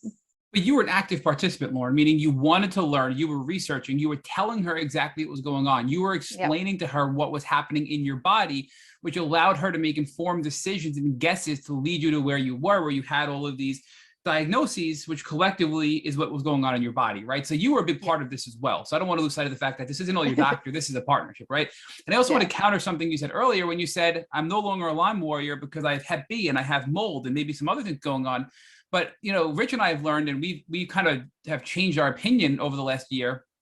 A Lyme warrior, and even chronic Lyme in general, doesn't just mean I have Lyme disease. It means I have a chronic systemic problem in my body, and I'm chronically ill. Is it Lyme disease, Babesia, Bartonella, Ehrlichia, Anaplasma? Is it mold? Is it Hep B? Is it heavy metals? Is it parasites? It's all of the above, right? So like that soup of bacteria, that soup of pathogens you refer to, we call chronic Lyme.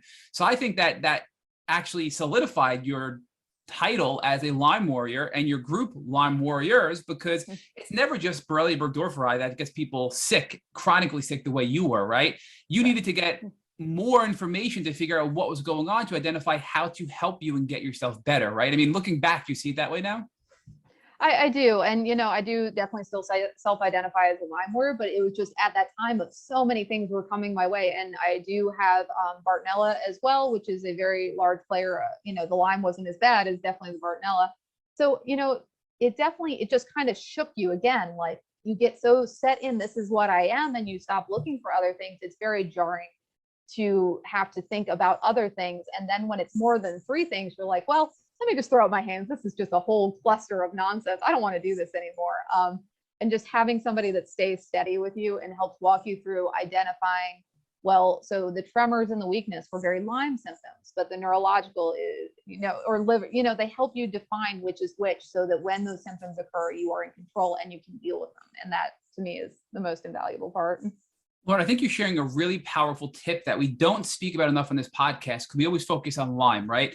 And that tip is if you have a diagnosis of Lyme disease and you're treating and you're not getting better, or you're not getting the results you expect with your doctor, or you're uber sensitive like you were, you have to keep looking. Yes, you have Lyme disease, but you probably have something else and you're missing a piece of the puzzle to identify what you need to get better. And we don't talk about that enough on this podcast. So thank you for really diving deep with us to explore that, because yes, Lyme is real. Yes, you are a Lyme warrior. You are a Lyme warrior, but you need to know what else is going on so you can get yourself better, right? And I just want to stop and reflect on that for a second. So, really it's the whole pot boiling over effect that Dr. Rose talks about, where you have the soup of stuff going on in your body. And once the pot boils over, man, you're chronically sick, right? And that's kind of where you are and where all of we are as a community, as a Lyme warrior community that you've now built, right? So I do want to explore a little bit more, because you said you had Bartonella as well. So when we hear about these things, we know that if you're going the Western route, doxycycline can help with Bartonella too.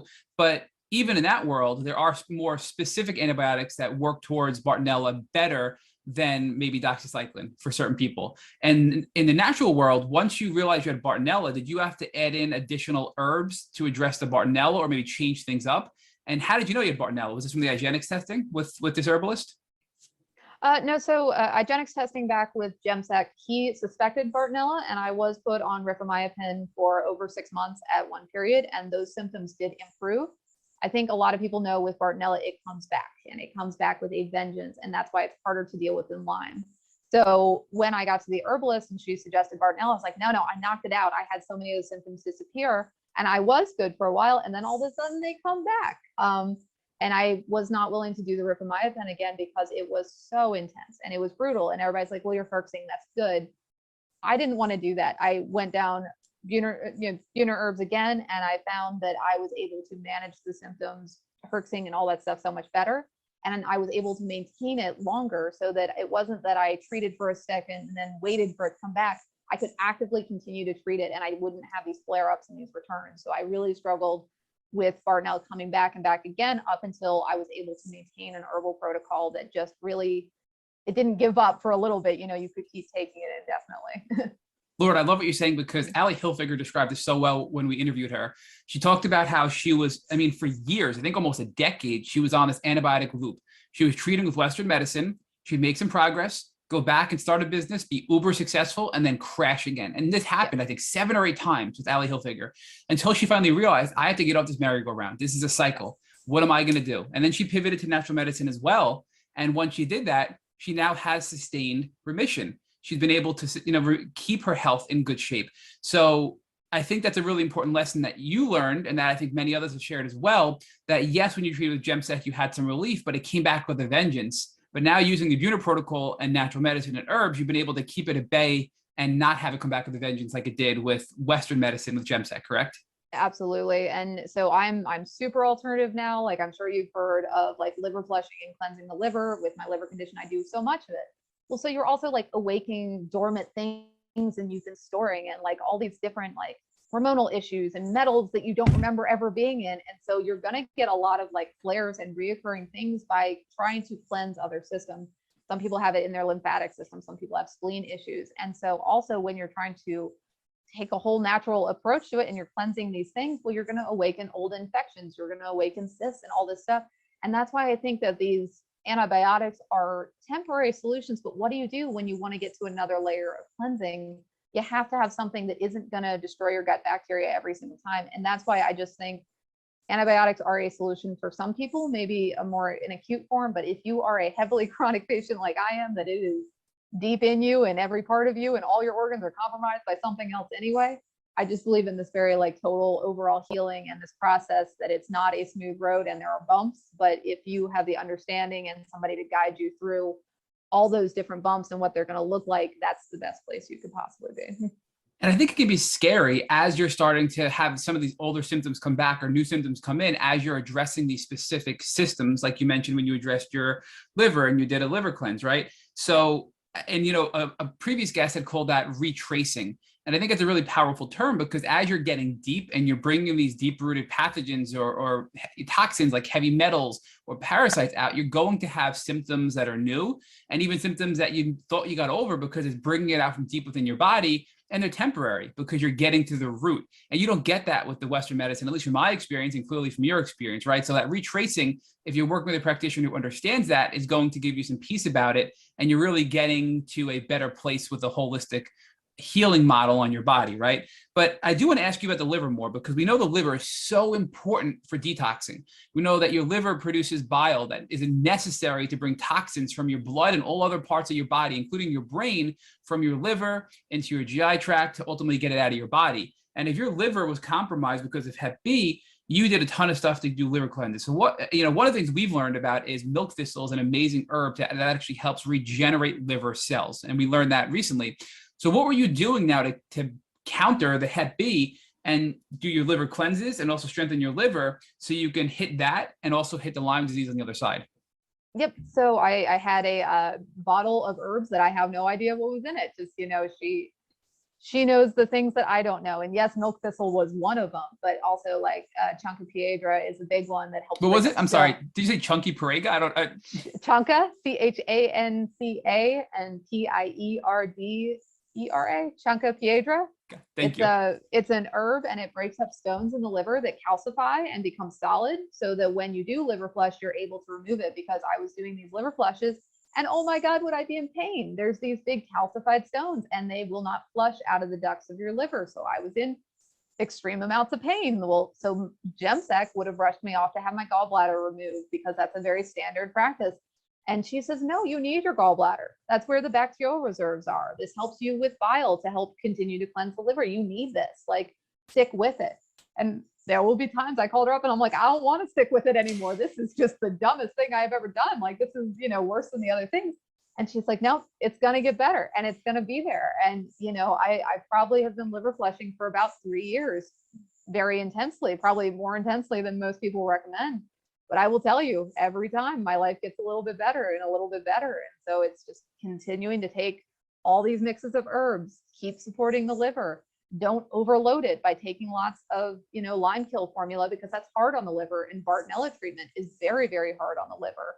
You're also like pushing out, women will push out toxic estrogen. So I'm having hormonal issues and like menopausal symptoms and all this stuff. And it's just, Lauren, can we stop there? I'm sorry. I'm sorry to interrupt you again. So yeah. This is something we hear a lot about and we don't talk about enough on this podcast either. And I think this is something the first time we're really even talking about this one in general. What does that mean? Can you just restate what you just said and give us a little more detail about estrogen and menopausal symptoms? I mean, look, people can't see you, but you're very young, right? So when you're saying you're having menopause, I'm like, wait a second, that's not normal. Tell us more. Like, that doesn't seem right, So can you give some detail there? Yeah. So like 29 to early 30s, just having all of these hormonal symptoms. Estrogen can do a whole lot of weird things. And I'm sure if anybody looks into estrogen dominance in men, it pushes out testosterone, pushes out normal functions. Well, for women, it does all these other things too. And it's very limiting. So it can be neurological conditions. It can be your stomach isn't digesting right because estrogen is blocking all these things when it's too excessive. So I am trying to remove the estrogen from my blood and active like parts of my body. And then I'm pushing more out from my liver. And my body is just so full of estrogen that it almost can't function. So you just have to be able to keep cleansing while cleansing the liver. And it's just constant removal. And estrogen is very hard on the digestive system.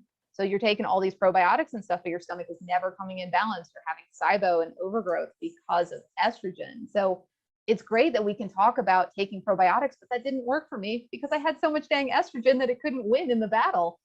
You got to have somebody who understands what is causing everything that's behind this. So we say, my stomach hurts. Well, why is your stomach hurting? What is causing that cascade? And you just got to unpack every single organ and give each of them like time to breathe and rejuvenate. And how are we supposed to figure out what is causing every one of those? And that's why I totally understand why people get overwhelmed.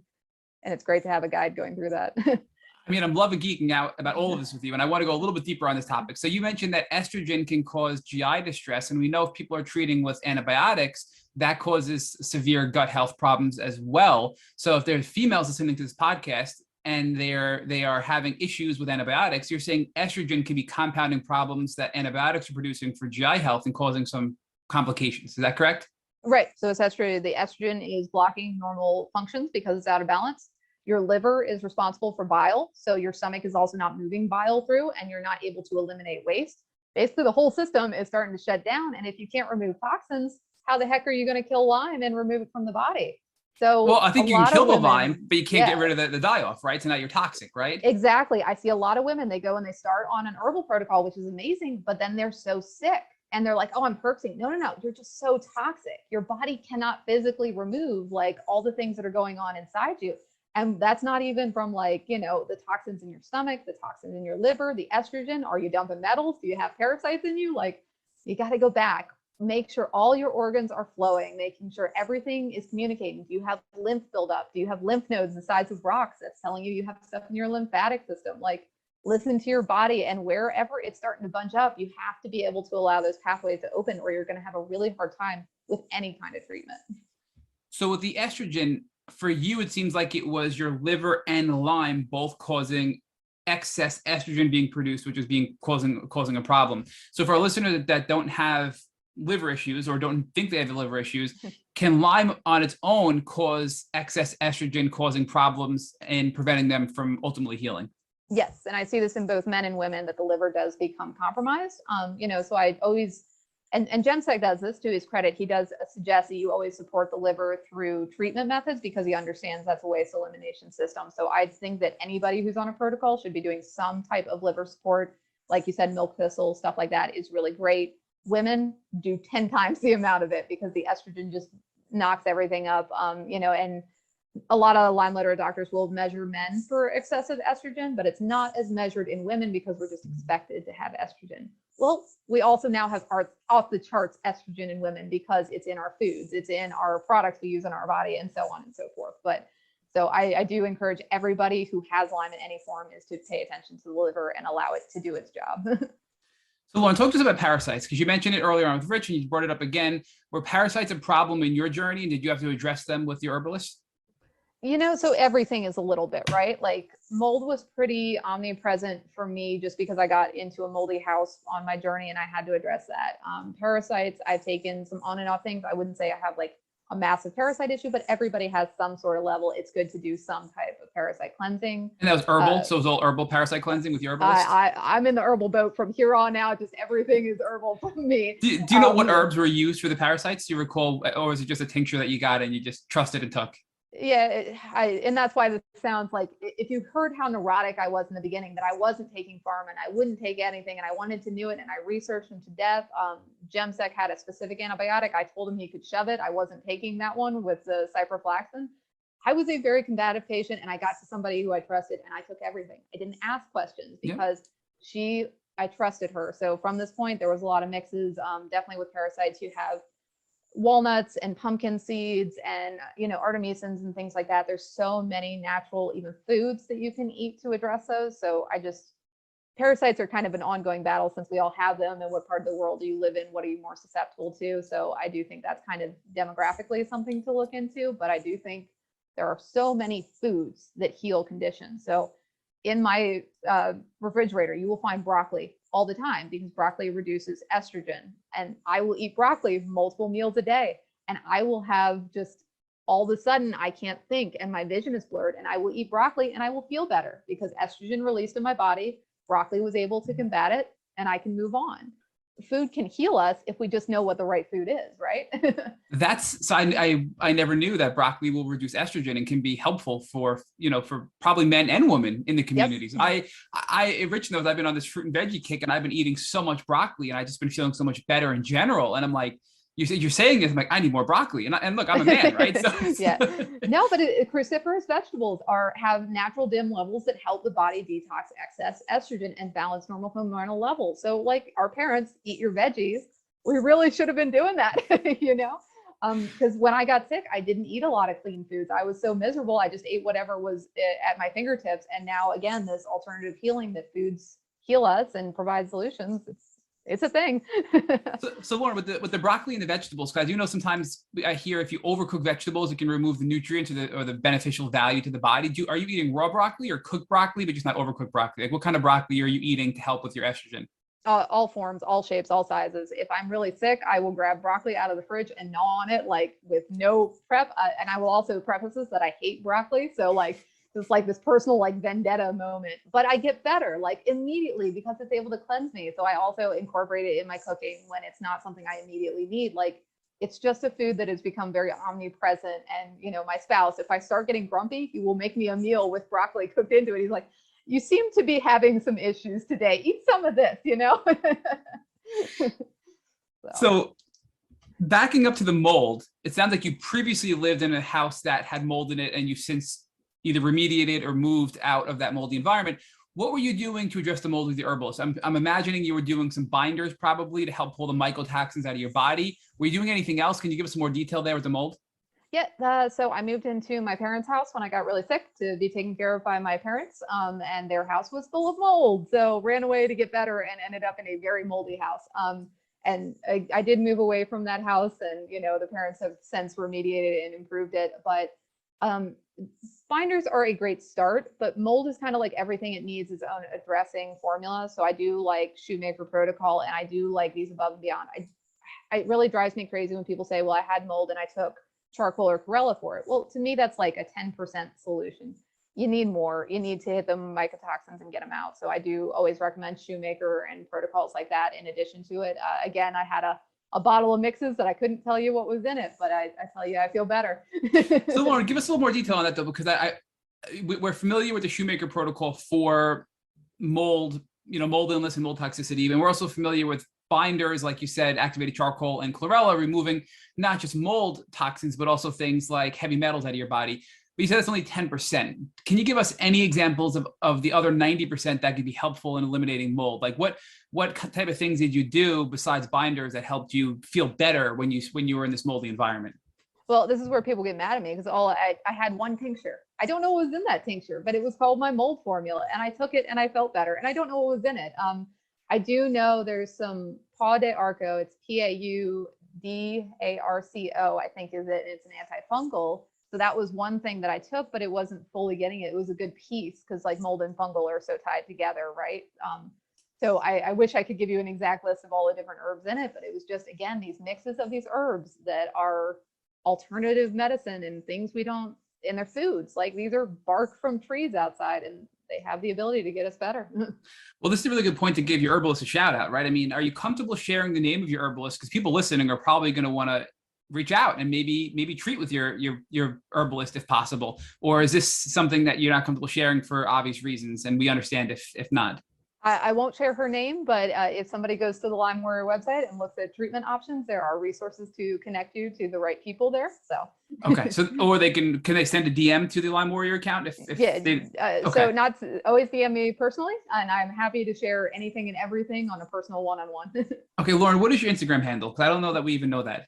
Yep. So I am at Chasing Napoleon, and people can see what I am into all the time, and I share lots of cute animal pictures. So awesome. Well, we're certainly going to start following you. So now, I mean, you've done so much to heal, right? Is there anything else that we've missed? I mean, we talked about so much. Is there anything else that we've missed that you've done with the herbals? Any other things that we've missed, that you had conditions, treatments, experiences, etc.?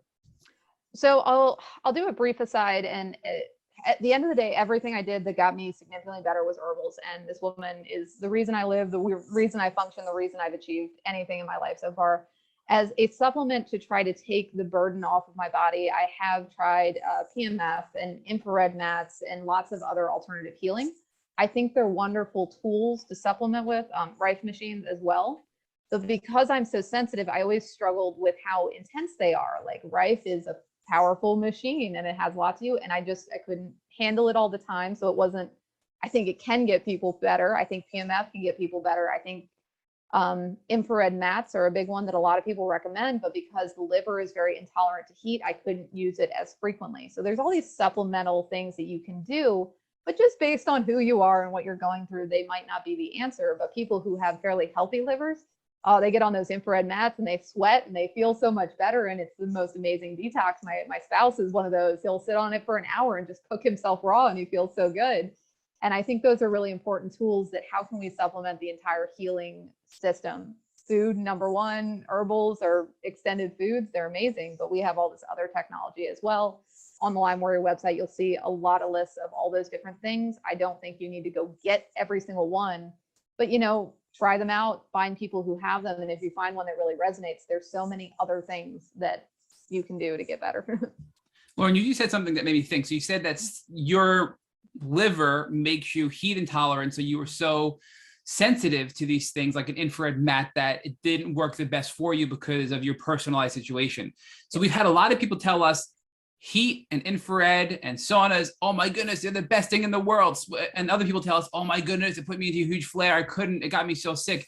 Do you think the ones that are having issues with heat possibly have liver issues, and the ones that are having success with these types of modalities have stronger livers that are more able to tolerate these things? Or do you think I'm incorrectly associating these two things together? I think they're close, but they're not perfect. I have one friend who is just the outlier. Her liver is just, she and I give each other a run for our money on who has the worst liver, but she bakes, and it's the only thing that provides relief for her. And she's kind of my outlier, because otherwise I'd say like 100% a heat intolerance is a relation to a liver, but there's one or two outliers. So that's why I'm like, try it for 5 minutes. And if you feel worse, don't do it, or do it in extreme moderation. But also, these are the people that are right. It's the answer. It makes them feel so much better because your skin is your biggest detox organ. So with everybody, I say try it, and try it short and sweet. Do not do an hour. Like, that's how you get very sick, but go in slow and slow. So as you were supporting your liver with herbs, were you able to now increase the herbal protocols for Lyme and Bartonella and other things because your liver was getting stronger and your tolerance to the other tinctures for the pathogens were getting higher? Yep, I definitely have increased significantly. I am able to take herbals with a much better approach. I will still say I cannot attack them the way that other people do. So the liver is kind of an ongoing battle. You're not going to undo a couple decades of liver damage in a couple years. This is now an ongoing journey, and that's a lot of people ask me, well, are you in remission from your herbalist? Well, I don't really know. Like, my liver is still this ongoing battle, and I can't take the Lyme formulas as much as I want to, but I feel pretty good. And, so I'm in this like kind of limbo. I'm getting better. I'm not in full remission. Is it my liver? Is it the Lyme? Is it the Bartonella? Is it mold? Is it something else I haven't discovered yet? And that's why I really hate when people say, well, I don't believe you unless you're in remission. Well, I can tell you that I used to not be able to stand up for years. And I now run a farm and run around outside and do things, And it's just those qualifiers. You got to just understand that healing is a process, and it's not going to be done overnight. And if you have severe other conditions that are underlying, it is a journey, and that's frustrating because we all want to be better tomorrow. And I just think that's the most important takeaway, is supporting the organs, giving your body like the grace and time that it's not a solution overnight. Organs don't turn back on once you take a supplement, and that's tough for people. So Lauren, before Rich picks up, I just want to share with you and our listeners that you personally have been an inspiration for me, Matt Sabatello, and for Tick Bootcamp with Rich as well. So your journey, we read up about you when we first started Tick Bootcamp, and we were doing our research, and we were so inspired by you, Lauren, and your Lyme Warrior not-for-profit. And we modeled a lot of what we do off of Lyme Warrior. So we just want to thank you for doing what you do, because you've had a major impact on our personal lives and so many out there in the community. And I just want to make sure that I point that out before I hand it back over to Rich. And I do just want to ask you, because look, I was, as you told us your Instagram, I'm sitting here looking at it on my phone, and you're doing a lot out on the farm, and you have a lot of cool animals. You're doing a lot of cool things. So just give us an idea of how much better you're doing today, considering you were bedbound, right, when you first got sick. So give us an idea of like what you're doing and what your life is like today compared to where you were when you were totally debilitated. Yeah, and this is where we're going to go dark for a minute, right? So I was living at my parents', and I had self-isolated to a point where essentially the only person I spoke to was an ex-boyfriend who the relationship didn't work out with because I was sick, but it was the only person I could talk to. And my parents, I love them, but I couldn't really like share with them. So I will fully admit that I was in a place where I said, if I can't find solutions in the next 6 months, I don't want to live anymore. And it's not because I didn't want to continue my life. It's because I was at a point where I saw no future in a way that I could continue to live. I essentially sat in a house and laid in a bed every day on end to only be broken up by doctors who made me cry hysterically at 30 years old. Like, that's so embarrassing. And I didn't want to continue that life. And it wasn't because I didn't want to live, it's that I didn't want to live that life anymore. And I can say I didn't see any change in that path. And, it's going to be a wild jump to, I met the love of my life, and he loved me when I was sick, and he loved me when I couldn't do anything for myself, and his support, and an herbalist and somebody who cares.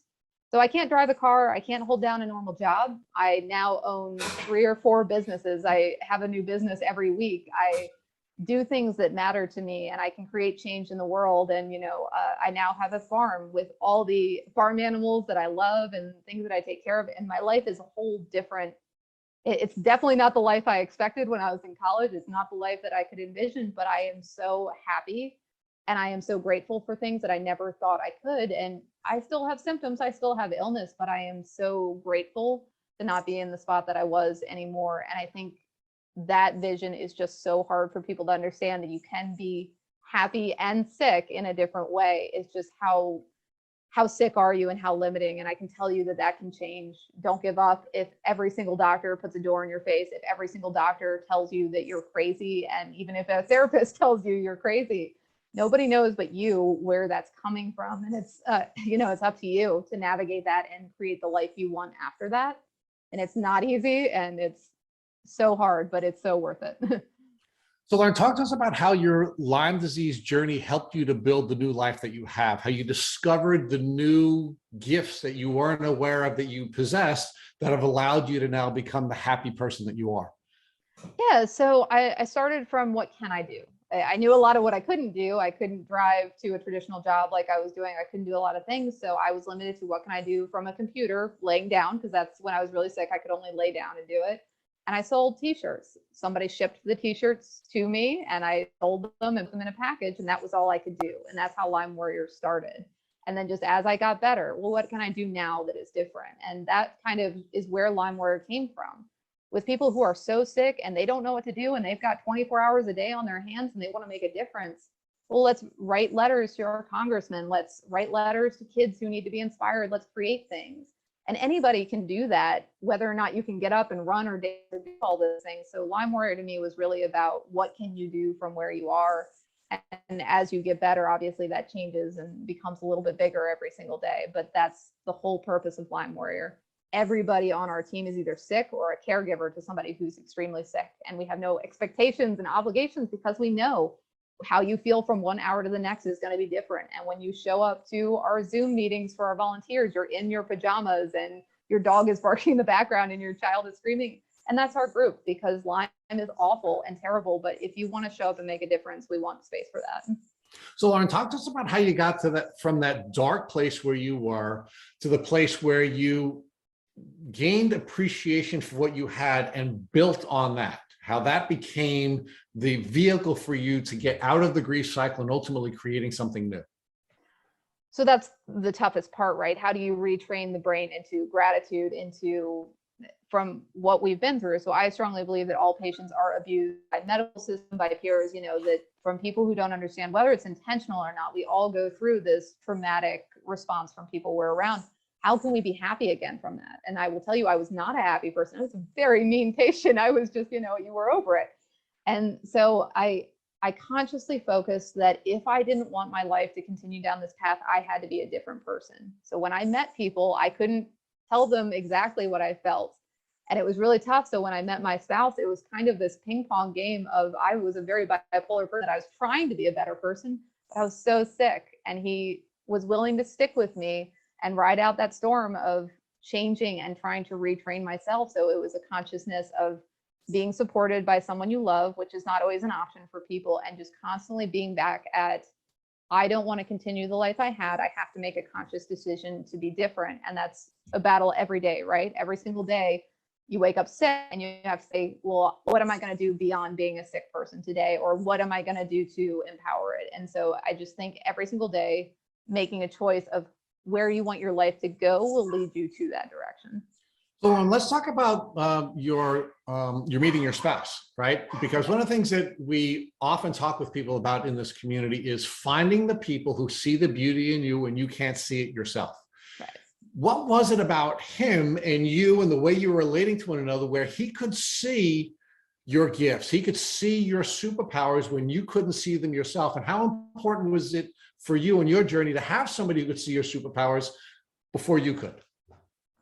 I wish I knew the answer to it. And I just pretty much just say he's just the best human on the entire face of the planet, right? I don't know how he tolerates the type A personality that is me. It's clearly not any surprise that I'm a lot to deal with. And when I have strong opinions about things to doctors or authority, that, nothing's going to stop me. So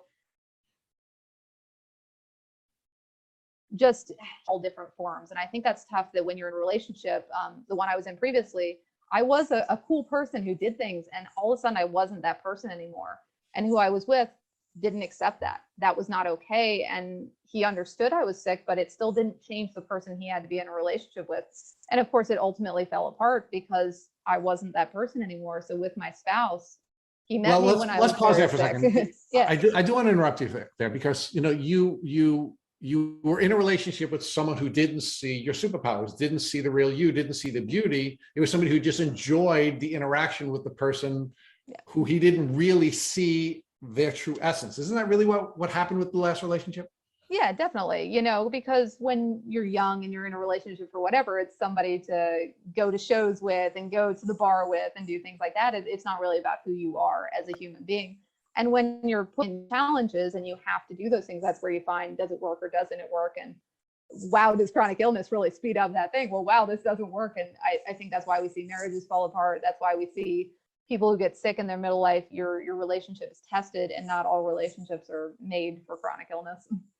So let's talk about some of the other things that we haven't talked about yet. And let's talk about regenerative farming and why that is something that you now discovered through your Lyme journey, and that's an important piece of healing, and why that's an important piece of healing, I guess, our entire society. Yeah, well, so when I ended up back at my parents' house, my parents, rural Virginia. So I mentioned early on, we grew up on a conventional cattle farm. So when I look out my window as a child, they're cows that walk by, and they're just cows. They're on land and they're raised and they're sold off. And I never thought anything of it. I did not have an interest in agriculture as a child. So I'm sitting at home and I'm so sick, and I'm looking out the same window as my childhood, like almost 30 years later, and I'm seeing almost the same cows and almost the same thing. And I'm looking at the land, and it looks like it hurts as much as I do. There's bare spots and it's raw and it looks terrible. And I all of a sudden started seeing the degradation of my childhood home around me. And it just called out, well, I learned how to self-heal. Like, I learned that my body is capable of coming back when everybody didn't care. And I started getting this just overwhelming desire to heal where I grew up, which is a very weird transition. But I learned about, so I started just looking at agriculture and learning a little bit. And I found regenerative agriculture, how we can heal our land and return topsoil, and how it creates nutrient dense foods. Well, the broccoli I eat today has an 18th of the nutritional content of 30 years ago. Well, no wonder I have to eat so much broccoli, because there's no nutrition in it. Well, now I need to improve my soil so I can grow broccoli that's not full of poison and estrogen. And it just brought this whole consciousness of food is healing. Well, what is the quality of that food? And that's that regenerative agriculture. If we can improve our environments, our food, we're all going to be so much healthier, and we're not going to be so susceptible to disease. And I think you'll see a lot of people with varying degrees of how sick they are is, well, what are they eating? What are they predispositioned for? And I, am in this process of healing myself and my own farm. And it's just, it gives your life so much purpose when you can see what you're doing is making a difference. So do you believe that the reason you got as sick as you did is because you were eating food that was grown on a traditional farm, as opposed to a farm that is using regenerative tools? I think it's the onion, right? Like, when I first got Hep diagnosed, I was mad. How dare my body let me down? And all of a sudden, when it flipped, I was like, oh my God, how did it make it this long? So I was burning the candle at both ends. I was going to the gym. I was eating garbage food. I could eat buckets of ice cream because I was working out. What was I doing to my poor body that already was dealing with this one illness? Then I go get another one. Then I'm, taking pharmaceuticals. I'm trying all different types of things. My poor sweet body. I'm so impressed that it didn't fall apart sooner. So it was just this whole mindset of society. Even women's lotions have estrogen in them and bad products. Like, so from every single thing we do, from existing in this country to Roundup, and our world is so toxic that anything we can be doing to remove those toxins at every single layer, which is overwhelming, but again, it's that mental shift of consciousness and saying I'm not going to do it perfectly, and I still buy foods from the grocery store, and I am trying to grow my own food. But that's like, well, who has time to run 5 companies, grow their own food in the backyard and save the world? Like, so it's the journey, right? Like, how can we one day at a time make a better step than we did the day before? Well, but Lauren, I really think it does get to the heart of why we're seeing Lyme disease and chronic Lyme disease rates increasing, like the war games. Again, I'm dating myself again, but the war games map that we saw with Matthew Broderick, where little by little by little by little the entire world gets destroyed by all the nuclear waste. Well, we're seeing the same thing happen with Lyme disease, right? And part of the debate that we have in the community all the time is, well, why is that happening? Why is it so bad? Is it because the bacteria and the viruses are more viral because they've been weaponized, or is it really the pot boiling over, as Matt had discussed with you before, where we just have so much that our poor bodies have to harbor? Our food is shit. We have toxic mold. We have heavy metals. When you put that all together, how can it boil over? And really, it's really sort of the toxic load that our bodies are unfortunately required to manage. And then we have these diseases that we had been able to manage for millions of years, and now we can't manage them anymore. So what's your thoughts on that? I definitely agree. So my mother will come to me like every 2 months in the summer with a new fresh tick bite, and I will send it off for testing and all that good stuff. And I just find that generations before me are much more resilient. Why is that? Is that they had less poisoning through childhood? There were less toxins? I don't know. But I am finding that generationally, the younger they get, the worse these things seem to do. And that's why it's so heartbreaking to watch the children who are the younger generations and have been exposed to toxins since day one. Like, at least I feel like I got a good decade or so under me to live more or less in the country away from the toxins of every day. But then I moved to the city and all that stuff. So we are putting our bodies through so much. And it usually takes something in our life to make us conscious of that, because otherwise we would just go through life eating McDonald's and just enjoying it and have a good old time. And then something is going to floor you and make you have to make those conscious decisions. And everybody has that different immune system, that different level. My spouse has Lyme as well, and he is functional and he can do things. And there's some very different childhood things that we went through. Are those the deciding factors? I don't know. But I do know some people can live entire lives with Lyme and be okay, and some can't. And medically, will we ever figure out why? I really hope so. Well, and I have 400 other questions that I'd love to ask you, but unfortunately, we've taken way too much of your time. So maybe we can follow up. But I'm going to ask you one more question, because it's just a question that we keep coming across. Do you think there are gender differences in the presentation of chronic Lyme? And if you do you have an opinion about why that may be? Yes, I definitely think that the estrogen discussion becomes a big player in women with Lyme. So again, that liver become compromised, the estrogen gets built up, and women are having more symptoms because of that estrogen issue. And we keep saying, well, oh, it's Lyme, your Lyme is worse. I think it's an estrogen paired with Lyme issue that make women's symptoms more severe. That doesn't exclude men, right? Because men can have estrogen issues as well. But I do find that women seem to be more heavily affected. And I believe it's the hormone imbalances associated with it. Men seem to be able to respond to treatments better as well, and seem to be able to bounce back faster. And so I do believe that seems to be the difference. And again, that's my unprofessional general experience, but we all notice that there's a whole lot of women there and less men. Yeah, I mean, we certainly see that in our community, that it's largely female. And I think folks are afraid to, touch on the gender differences, and I understand that as well. And there certainly can be, I think, elements of women being gaslit at a greater rate than men, that the medical system certainly is not as fair to women as it is to men. I think there are a lot of different factors, but there does seem to be an overwhelmingly larger number of women than men. And when we interview men, in many cases, they'll say to Matt, well, finally, I'm talking to another guy, because while I'm in the Lyme community, I very rarely get to talk to another guy. So I think one of the virtues of going through what we went through with COVID, we saw that the male immune system was not as capable of managing COVID as the female system. So we're now sort of at least comfortable with seeing that there are some, in some cases, gender differences with the way that diseases present and the immune system responds to them. So again, I have 400 other questions, but I will not keep you any longer, as much as I'm enjoying the debate.